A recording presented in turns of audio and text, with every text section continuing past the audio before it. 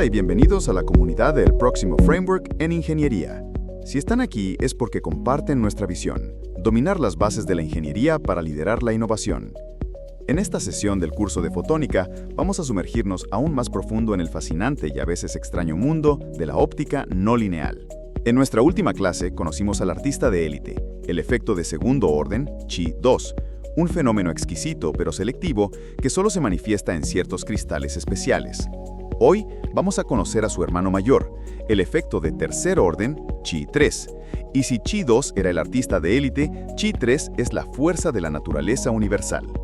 No necesita escenarios especiales, está en todas partes, en el vidrio de una fibra óptica, en el aire que respiramos, en el agua, siempre está presente, y su filosofía de trabajo es completamente diferente. Mientras que los efectos de segundo orden eran una danza a 3 ondas, los de tercer orden son una danza a 4. Y lo que es más importante, los efectos Chi-3 son, en su mayoría, la historia de cómo la luz interactúa consigo misma. La luz ya no solo pasa a través de un medio, lo modifica. Y esa modificación, a su vez, afecta a la propia luz. Es un ciclo de retroalimentación, un diálogo íntimo y a veces caótico entre el fotón y el material. Prepárense, porque vamos a desentrañar los secretos de la autointeracción de la luz. En primer lugar, empecemos con el paralelo más directo a lo que ya conocemos, la generación de tercer armónico, o THG. Si la generación de segundo armónico era fusionar 2 fotones para obtener uno con el doble de energía, la THG es tomar 3 fotones de la onda fundamental y fusionarlos para crear un único fotón con el triple de energía y el triple de frecuencia. La ecuación de la danza es omega más omega más omega es igual a 3 omega. Es tomar 3 monedas de 1 euro y crear una hipotética moneda de 3 euros.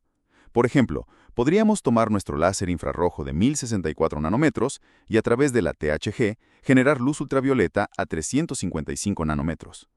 Aunque es un proceso posible, en la práctica suele ser menos eficiente que generar segundo armónico y luego mezclarlo con el fundamental. Pero conceptualmente es el primer escalón en el mundo de Chi-3. El segundo principio clave, y este es realmente el corazón de todos los efectos de tercer orden, es el efecto Kerr óptico.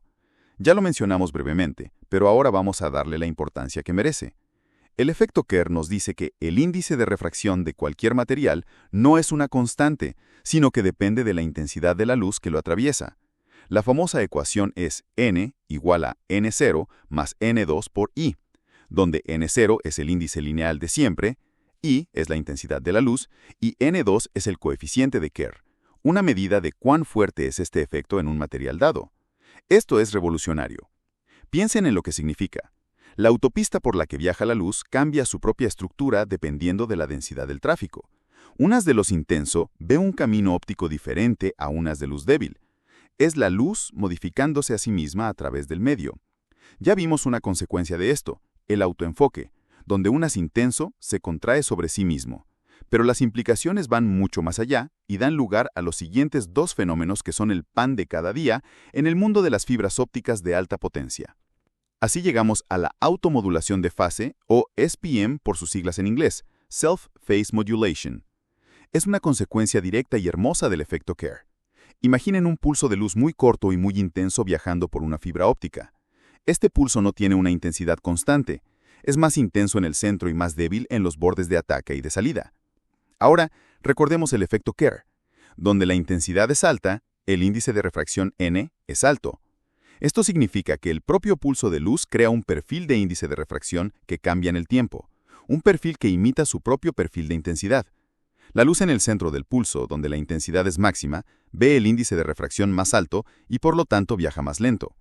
La luz en los bordes del pulso viaja más rápido. Este cambio de velocidad dependiente del tiempo dentro de un mismo pulso se traduce en un cambio de fase. La fase de la onda es modulada por la propia envolvente de intensidad del pulso. El pulso se está hablando a sí mismo y cambiando su propia fase. ¿Y cuál es la consecuencia de este cambio de fase en el tiempo? Un cambio de fase en el tiempo es, por definición, un cambio instantáneo de frecuencia, un chirp o gorjeo. Las nuevas frecuencias generadas en el borde de ataque del pulso son más bajas, un desplazamiento al rojo. Y las generadas en el borde de salida son más altas, un desplazamiento al azul. El resultado es que un pulso que entró con un espectro de colores muy estrecho sale con un espectro increíblemente amplio. Este ensanchamiento espectral por SPM es una de las herramientas más poderosas de la fotónica. Es la base para la generación de supercontinuo, una luz blanca de láser que abarca desde el ultravioleta hasta el infrarrojo y que ha revolucionado campos como la metrología de frecuencias y la tomografía de coherencia óptica. Y si la luz puede modular su propia fase, ¿qué pasa si tenemos dos pulsos de luz viajando juntos? Esto nos lleva a la modulación de fase cruzada, o XPM por sus siglas en inglés, Crossed Phase Modulation. Aquí, la intensa envolvente de un pulso de luz, el pulso de bombeo, modifica el índice de refracción que ve un segundo pulso, más débil, el pulso de señal, que viaja junto a él. Es la misma física que la SPM, pero ahora la modulación es cruzada. La analogía es clara. Si la SPM es un cantante cuya voz es tan potente que su propio tono tiembla, la XPM es cuando la voz de ese cantante es tan fuerte que hace temblar y vibrar a otro cantante que está a su lado. En las telecomunicaciones por fibra óptica, donde enviamos muchos canales de diferentes colores por la misma fibra, la XPM es una de las principales fuentes de crosstalk, o interferencia, un efecto no deseado que debemos mitigar. Finalmente, llegamos al proceso más general de tercer orden, la mezcla de cuatro ondas, o FWM por sus siglas en inglés. Es el equivalente en Chi 3 a la mezcla de frecuencias que vimos en Chi 2. Aquí cuatro ondas interactúan. En el proceso más común, dos fotones de bombeo de alta potencia, a frecuencias omega 1 y omega 2, se aniquilan en el material.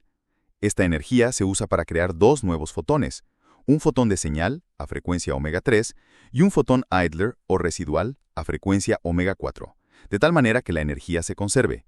La analogía de las bolas de billar es útil aquí. Dos bolas, los fotones de bombeo, chocan y desaparecen, pero en su lugar aparecen dos bolas nuevas de colores diferentes, la señal y el idler. La FWM es una espada de doble filo en las telecomunicaciones. Por un lado es una fuente de crosstalk, ya que dos canales de datos pueden generar espuriamente un tercero que interfiere con otro canal. Pero por otro lado es una herramienta increíblemente útil. Podemos usarla para la conversión de longitud de onda, moviendo un canal de datos de un color a otro. Podemos usarla para crear amplificadores de fibra óptica de banda ancha, o incluso para generar pares de fotones entrelazados, un recurso fundamental para la computación y la comunicación cuántica. En conclusión, el mundo de Chi 3 nos ha revelado la naturaleza profundamente autorreferente de la luz a altas intensidades. Hemos visto cómo la generación de tercer armónico puede triplicar la frecuencia de la luz. Hemos entendido que el efecto Kerr óptico es el pilar de todos estos fenómenos, haciendo que el índice de refracción dependa de la intensidad. Esto, a su vez, da lugar a la automodulación de fase, donde un pulso altera su propia fase y ensancha su espectro, y a la modulación de fase cruzada, donde un pulso perturba a su vecino. Y finalmente, hemos visto la mezcla de cuatro ondas, un proceso universal que puede ser tanto una plaga como una bendición en las redes de fibra óptica. Si los efectos de segundo orden eran como herramientas de un escultor para crear nuevas formas a partir de un bloque de mármol, los efectos de tercer orden son más como la psicología de la luz. Es entender cómo piensa, cómo se habla a sí misma y cómo reacciona bajo presión. Y comprender esta psicología es esencial para diseñar los sistemas de comunicación de alta velocidad y las fuentes de luz avanzadas del mañana.